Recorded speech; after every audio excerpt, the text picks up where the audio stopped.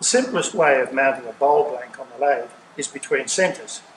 We have the drive dog in the headstock, that's a standard accessory with the Vicmarc. We have the live centre in the tailstock, that's also a standard accessory. All you have to do is put that on the centre of the bowl, which I marked already.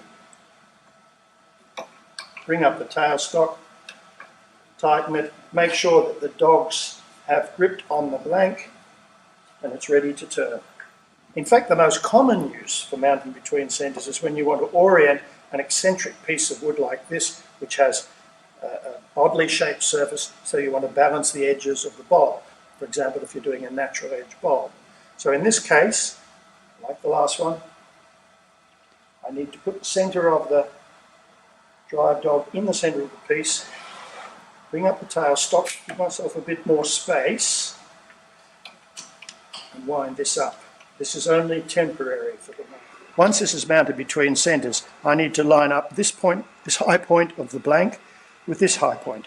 You can see this side's higher, so I wind out the tailstock and move the blank slightly, and I'll try it this time. That, and that. It's still a little bit high, so I move the blank again slightly. And now it's lining up pretty well. I also have to think about the sides. This side is much lower than that side, the lower sides. So I need to raise this side slightly. I wind out the tailstock and move it that way. A little bit more.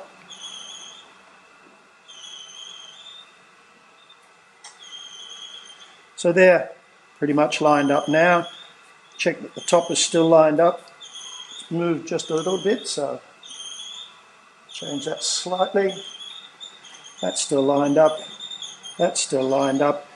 And now it's ready to turn with the rim balanced.